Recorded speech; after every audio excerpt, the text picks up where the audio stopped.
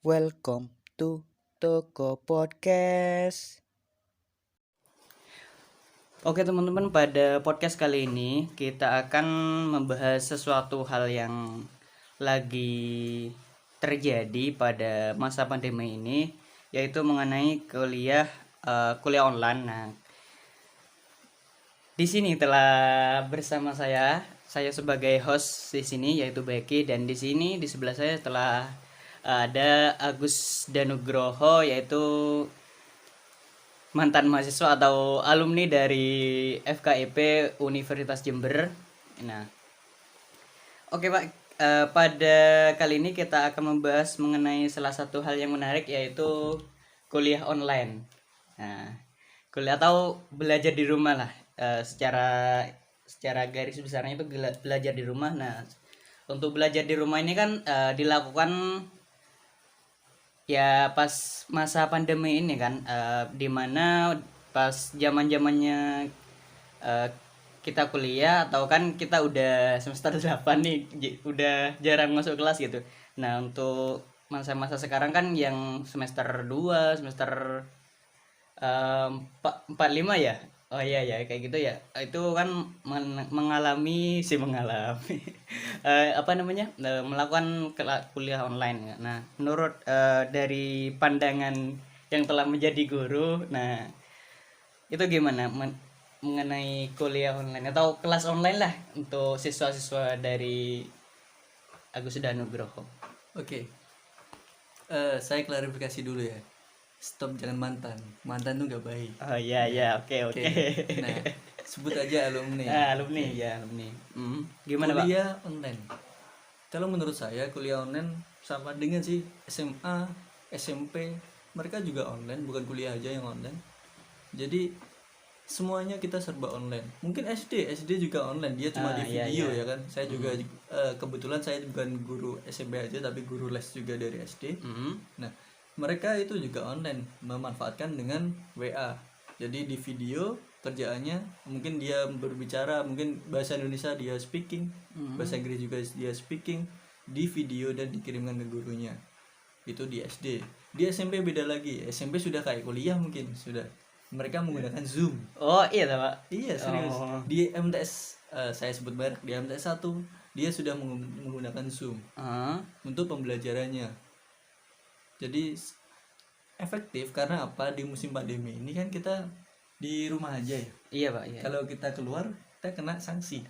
Iya iya iya, PSBB ya. Nah, kayak gini kan kita mungkin saya cuma sekos ya kan. Iya, Ya satu kan? kos. Jadi Gak masalah ya. masalah nggak keluar Kan kan. kita udah cuci tangan juga. Oke, saya cuci Pakai muka. masker kan kita.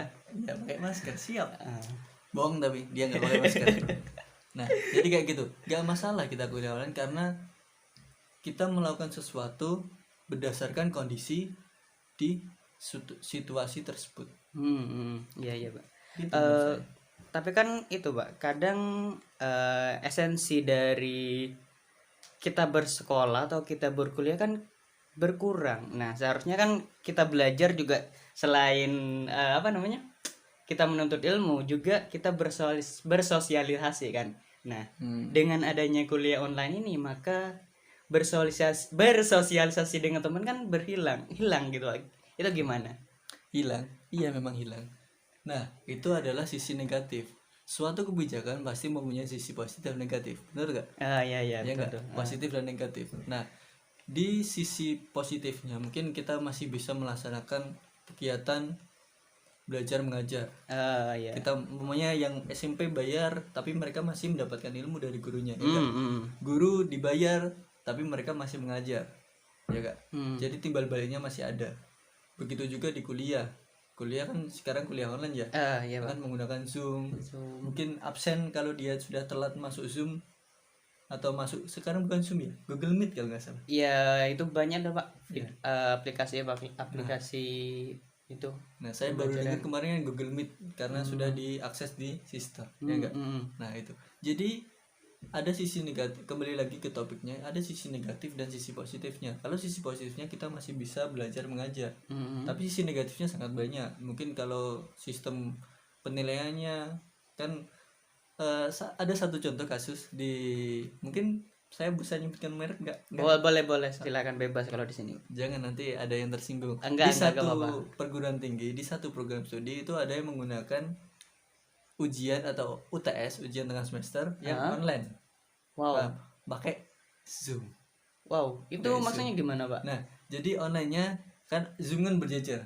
Nanti akan dipanggil satu persatu, baru kameranya nanti diaktifin. Oh, itu ngerjain, Ditanyain ke oh dosennya. langsung kuis ya, sistem kuis berarti. Sistem kayak apa namanya? Kalau kita dulu apa wawancara? Lisan, tes lisan. Kita UAS lisan kalau dulu ya. Saya masih ingat Tes lisan. beberapa tahun yang lalu. Oke. Jadi kayak gitu. Jadi ada sisi positifnya kalau dia kan masih mengerjakan apa namanya kewajibannya untuk mengetes dari siswa tersebut. Bisa satu tatap muka ya enggak. Tapi sisi negatifnya dia nggak tahu apa kalau beliau gurunya nggak tahu si yang di UAS ini ada buku nggak sih yang dibuka ya enggak. Kalau kita dulu yang lisan kan kita tidak bawa apa-apa ya. Kita tidak bawa buku, kita tidak bawa HP, kita tidak bawa apa lagi ya kan. Kita kosongan di sana. Kalau di sana kan enggak, kalau di rumah ya enggak. Iya. Bisa lihat buku dia. Ditanyain mungkin agak-agak lemot di bawah ini pegang gini kan bisa Ya buku, bisa ya terjadi kecurangan ya. Nah, terjadi kecurangan. Yang kedua adalah dari sistem kuotanya sendiri atau kuota internetnya. Kuota internet ya. Apalagi sekarang mahal-mahal, Pak. Ya, mahal-mahal. Telkomsel Tapi mahal. katanya ada bonus. Oh iya, kalau kampus, dari ya kan? universitas ada katanya. Iya, Tapi belum kita cair, tunggu lah, kita tunggu lah. Ya, tapi cair kok, santai. Insya Allah cair, sama cair. semoga. Percaya aja. Semoga ya. Lanjut, Pak. Nah, jadi kayak gitu, ada sisi negatif, ada sisi positif. Kalau umpamanya sistem kuotanya internetnya down, nilainya kan jelek. Ya enggak? Iya. Jadi kayak gitu. Misal yang tinggal di desa-desa gitu ya, Pak. Tinggal di desa atau di pelosok, mungkin di arah Batu sana, nggak tahu lah. Ya itu jadi masalahnya lebih kepada teknis ya, Pak. Terkait Sistem dengan teknisnya. baik itu guru maupun siswanya atau muridnya atau anak-anak kuliahnya, yaitu mungkin tinggal di desa ya, sinyalnya sulit. Mungkin juga dari segi siswanya kan mungkin nggak punya HP yang canggih. Nah kayak gitu, Pak. Nah, Itu bisa juga. kalau itu dari perspektif siswanya. Kalau dari perspektif gurunya gimana, Pak? Ada kesulitan nggak dalam kelas online ini? Di sini kalau guru atau mungkin dosen ya. Kalau dosen saya nggak tahu. Kalau guru saya mungkin agak lebih ngerti dikit. Nah, guru mungkin kalau yang lebih ini guru kan rata-rata ada senior. Ya enggak? Iya. Mungkin yang bisa menggunakan Google Meet, terus apa namanya Zoom adalah guru-guru yang muda saja. Sedangkan guru-guru yang senior tidak bisa menggunakan, ya enggak? Nah, itu yang menjadi problematika bahwa penggunaan elektronik ini harus diajarkan ke guru yang senior pun. Senior, iya, iya betul. Terus kendala untuk menggunakan sendiri sama kayak di siswa, yaitu kuotanya. Jangan katakan guru itu semuanya adalah dapat biaya. Dapat biaya untuk internet, ya kan? Ada juga guru yang belum PNS, mungkin guru sekuan. Iya. Ya enggak? Nah, itu adalah satu kuota. Terus yang kedua adalah cara mereka mengajar. Cara mengajar tidak spesifik langsung sama seperti kita menjelaskan di papan tulis. Iya, kayak di offline ya istilahnya. Di offline. Kalau di offline kita langsung ke tatap muka. Kita tahu, oh dia belum paham, kita jelaskan lagi.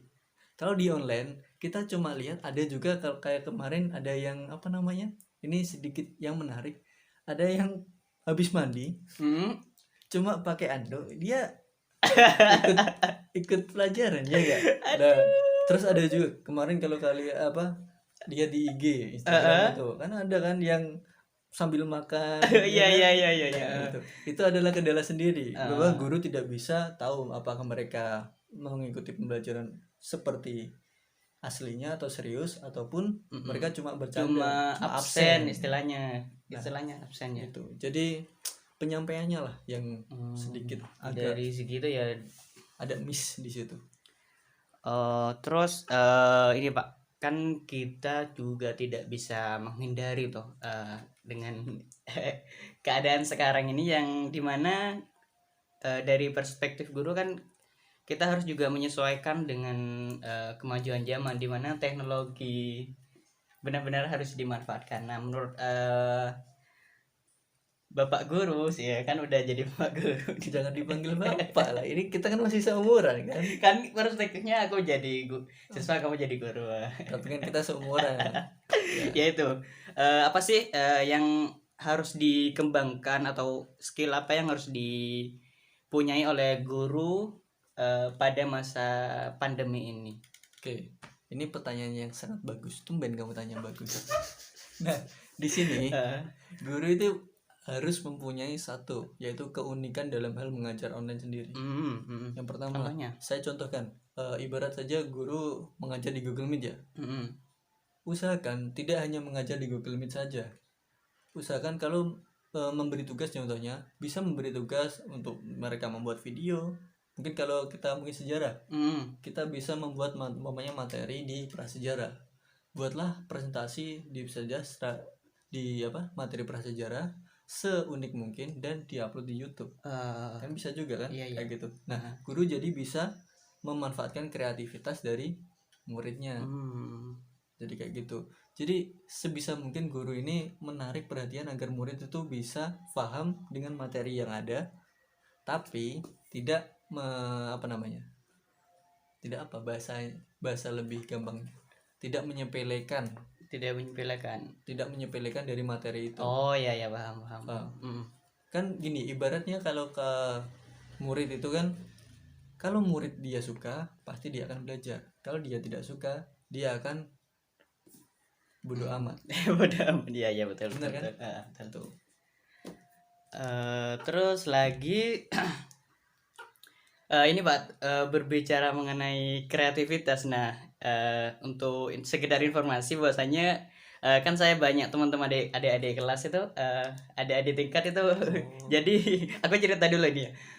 Mungkin bapaknya sudah tahu sih, mungkin Bapak Danu sudah tahu. Jangan bapak, kita masih seumuran ya. Mungkin Danu sudah tahu ya. Jadi tugasnya itu di pendidikan sejarah salah satunya yaitu buat video TikTok. Ya kayak gitu Pak. Oke, nah jadi itu salah satu yang bisa diberi contoh. Walaupun TikTok itu tidak selamanya buruk ya, iya. tapi ada sisi buruknya, tapi bisa dijadikan sisi positif. Dengan itu seperti yang Anda memanfaatkan istilahnya media apa aja ya Pak? Media yang disukai TikTok kan banyak kan yang apalagi cewek-cewek ya, milenial apalagi kemarin saya lihat cewek di kelas itu lempar tas gitu. Oh iya ya gitulah dunia TikTokan. Nah, kan anak-anak kan suka TikTok. Nah, dengan TikTok tersebut bisa dimasuki pelajaran. Nah, jadi anak-anak lihat TikToknya dan juga belajar dari situ. Ya. Mungkin cukup sekian ya Pak, podcast kali ini. Kesimpulannya yaitu mungkin dari perspektif siswa, yaitu kita harus bisa menyesuaikan dengan keadaan ini, yaitu melalui belajar secara online walaupun kita gak bertemu dengan teman-teman. Ya, itu sisi negatifnya. Persahabatannya ya kita harus tetap belajar di rumah. Kalau bisa belajar yang serius, karena ini rugi gitu Pak kalau misal gak belajar serius selama kan kita libur mungkin 1 semester kan. Iya. Nah ya itu kita harus belajar serius juga. Ibaratkan kalian membayar tapi kalian sia-siakan bayarnya. Ya itu, jadi kita harus benar-benar memanfaatkan dosennya. Maksudnya memanfaatkan ilmu dosennya. Memanfaatkan dosennya. Dicatat ya, mungkin 16 berapa ini.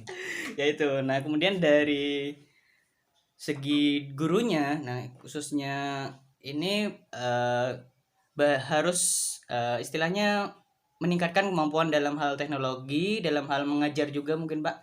Kan beda antara mengajar offline dan mengajar online. Nah kayak gitu. Mungkin cukup sekian podcast kali ini. Terima kasih telah mendengarkan dan menonton.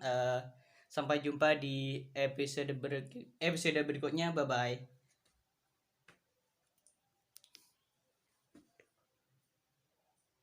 Berapa menit ya?